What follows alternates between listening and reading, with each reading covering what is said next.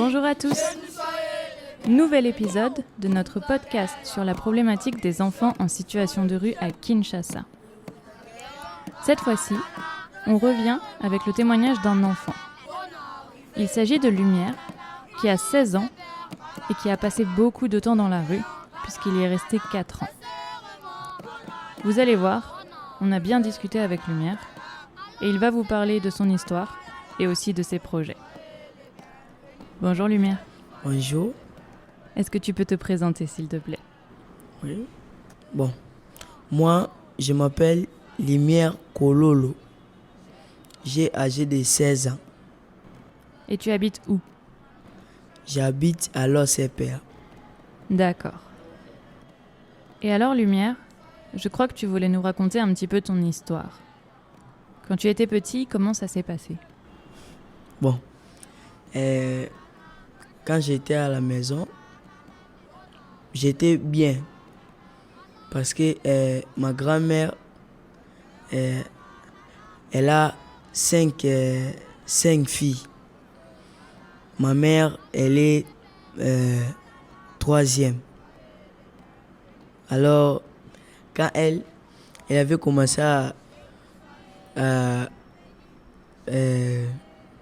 mis les enfants au monde, alors moi j'étais le premier.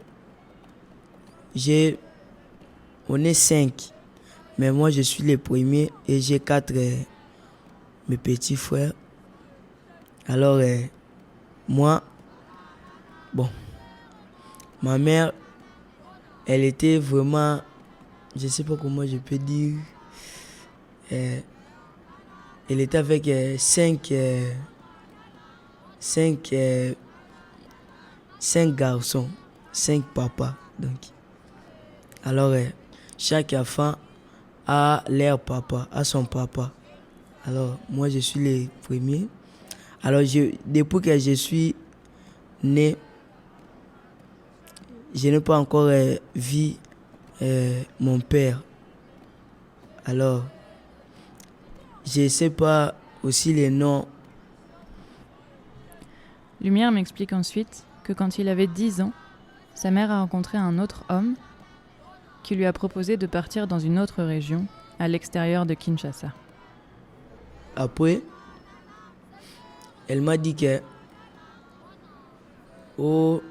plus tard là, je dois partir à... Il y a une tribu les Bangala, des Bangala. Alors, elle était partie là-bas avec cet homme-là. Alors, quand elle était partie là-bas depuis 2015. Lumière et ses frères n'ont finalement jamais revu leur maman. Ils sont restés habités chez leur grand-mère, avec leur tante et ses enfants. Au bout d'un moment, la grand-mère est tombée malade et elle est partie habiter chez une autre de ses filles. Lumière et ses frères sont restés avec leur tante, qui n'avait pas l'air ravie. Elle n'était pas vraiment contente. À chaque fois, si par exemple tu sors pas pour vendre les chassés, les sachets pour gagner de l'argent, elle doit te dire que à ce moment, ta mère, elle est là-bas. Elle mange bien. Elle pense pas qu'elle elle avait laissé vous ici. Alors vous, ici, vous ne pouvez pas rester comme ça. Il faut que vous cherchiez l'argent. Si vous ne cherchez pas l'argent là, ça ne sera pas bien avec moi. Alors, bon, j'avais commencé à vendre les chassés. À un moment donné, et je me suis dit que ça, ce n'est pas bonne vie que je mène. Parce qu'il y avait un vieux qui m'avait frappé vraiment. Il m'a frappé et il a pris tous les marchandises. Alors, il a parti avec ça. J'avais commencé à pleurer. Quand j'avais retourné dans la maison, alors ma tante m'a dit que tu ne pouvais pas entrer ici. Tu mens. Alors, bon, j'ai dit que c'est la vie. tout ça, c'est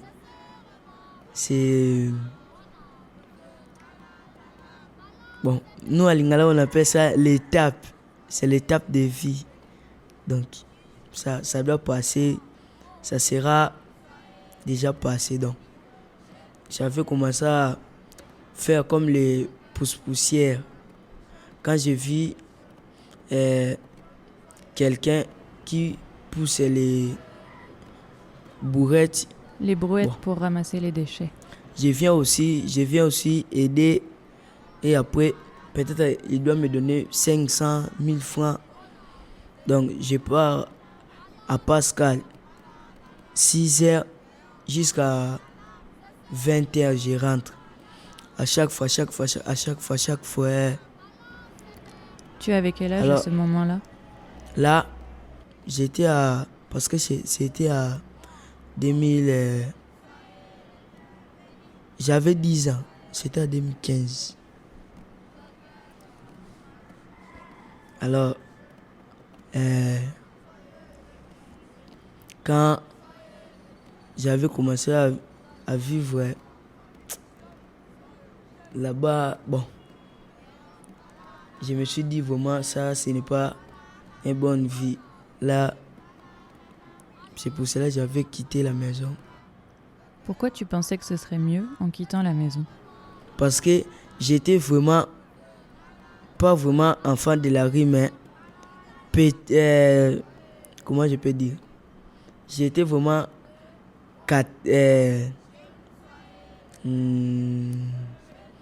j'étais pas vraiment 100%, 50-50. Parce que j'ai pas pour demander l'argent, j'ai pas pour faire, même je porte les choses. Après, je pars dormir à la maison. J'étais vraiment 50-50. Alors, quand j'avais décidé, ce n'est pas une bonne vie. Bon, c'est pour ça que j'ai décidé que je commence à dormir dans la rue. Et après, 2016, j'avais quitté la maison. Et après, j'avais commencé à dormir là-bas à Pascal. Il y a un terrain là-bas, terrain de municipal. Alors, quand j'avais commencé à dormir là-bas et avant de manger, peut-être je pars pour demander l'argent.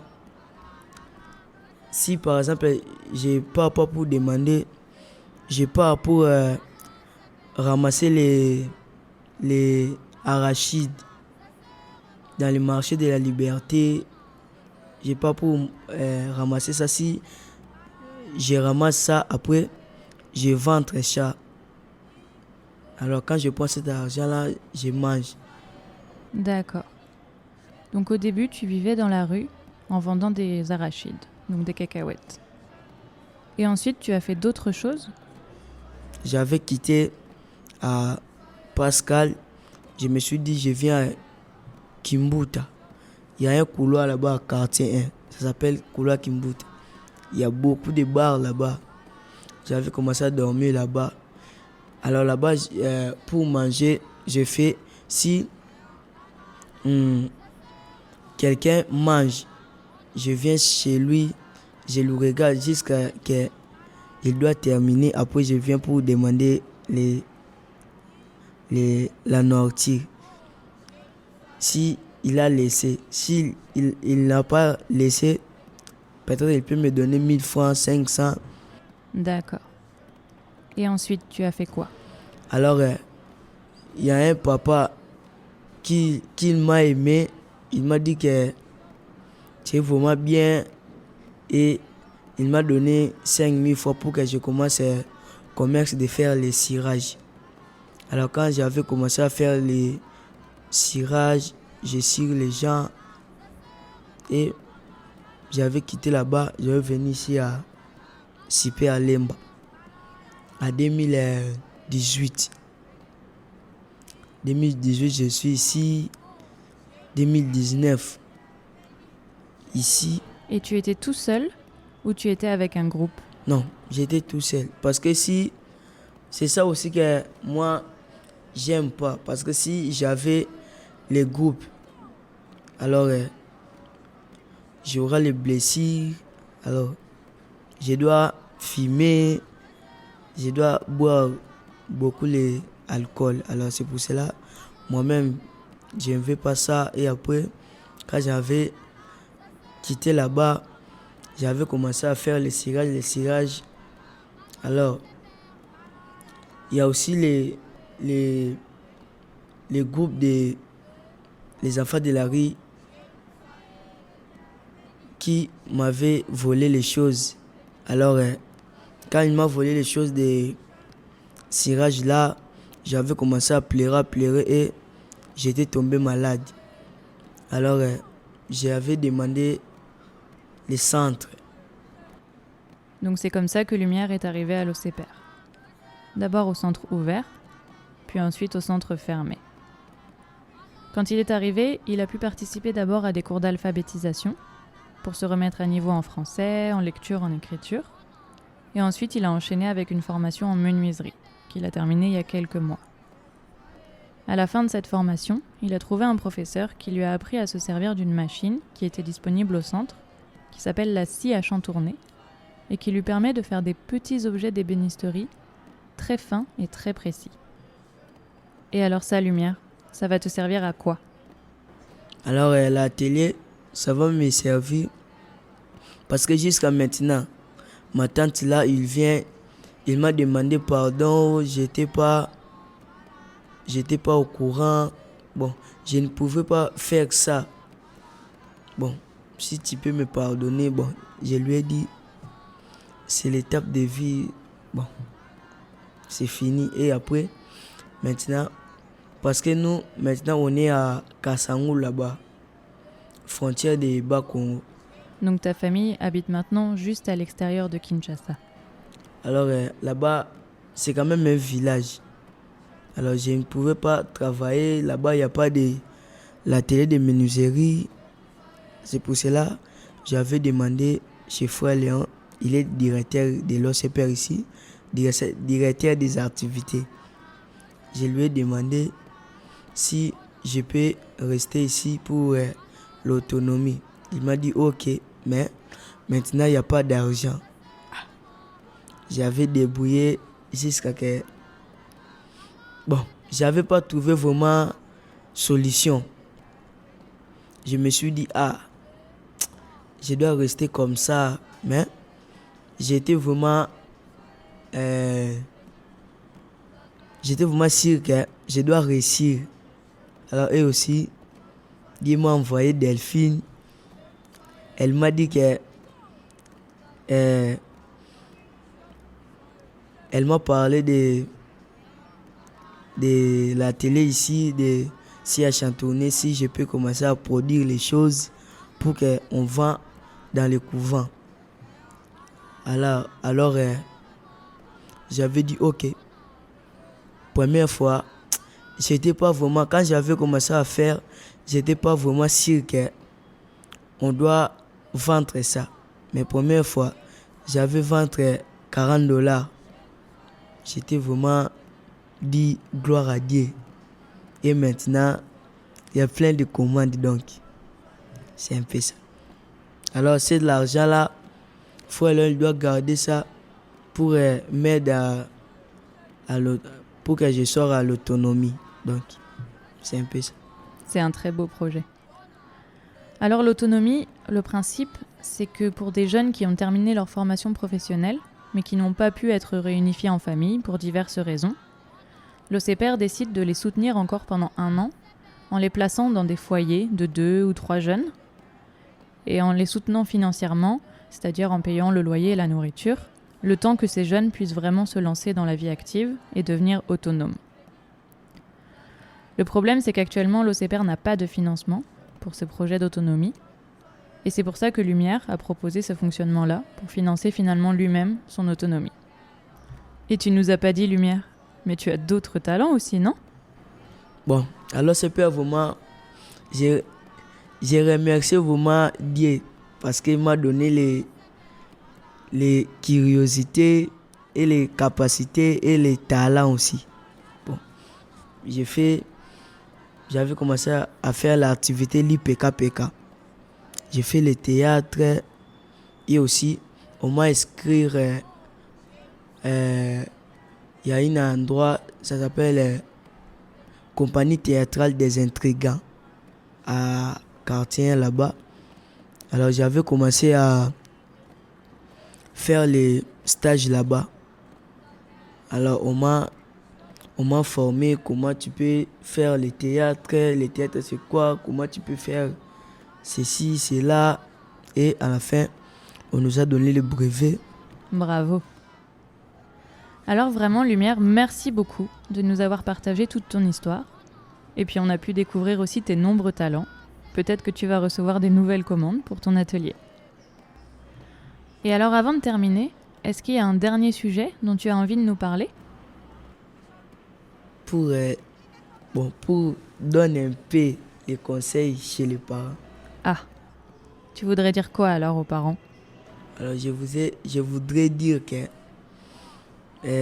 la rue, ce n'est pas vraiment une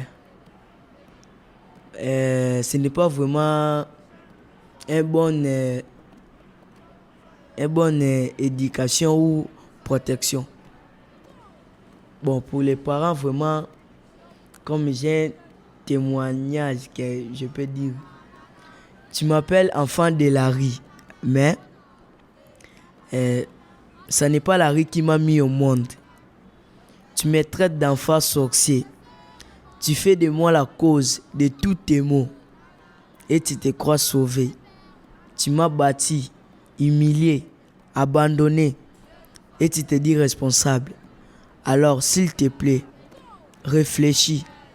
Vois les trésors que je suis. S'il te plaît, choisis. S'il te plaît, agis. Je suis ton enfant, je suis ton futur. Donc, c'est un peu ça.